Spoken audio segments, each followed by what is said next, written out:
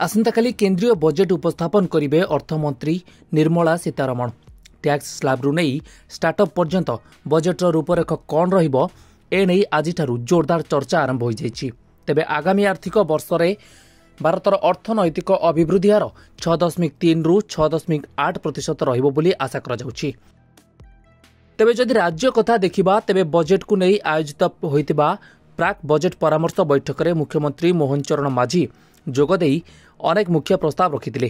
तेबे आसंतु नजर पकाइबा केउ 5टी क्षेत्र में ओडिशा पाई होई पारे स्वतंत्र योजना। स्वास्थ्य एवं शिक्षा। स्वास्थ्य और शिक्षा भली मौलिक अधिकार क्षेत्र में अधिक निवेशर आवश्यकता रही।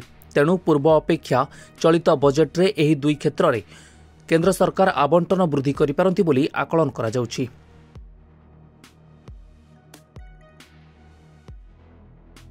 ग्रीष्म आरंभरू निर्माणाधीन पानीय जल जोगाण प्रकल्पगुड़िकु शेष करने केंद्र सरकार पाखरे दाबी रखिथिले मुख्यमंत्री। तेणु एही बजेट रे केंद्र सरकार स्वतंत्र ध्यान देई पारंती। राज्य रे शिल्प अभिवृद्धि को प्रोत्साहित करबा पई बजेट रे केंद्र सरकार दृष्टि देई पारंती। सेहीपरि 2024-25 आर्थिक वर्ष रे राज्य रे पुंजीनिवेश पई केंद्र सरकार 1,50,000 कोटी वर्धित आवंटन करथिले।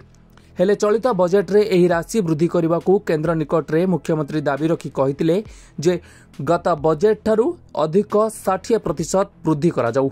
तेबे शेष रे ओडिशा रे पर्यटनर पर्याप्त संभावना मध्य रहिछि। एहाकु नै पर्यटनर भित्तिभूमि विकास करबा पई 10,000 कोटी अनुदान देइथिबा बेले चलित वर्ष एही राशि कौन रहिबो ताहा उपरे रहिछि समस्तक नजर। ब्यूरो रिपोर्ट धरित्री लाइव।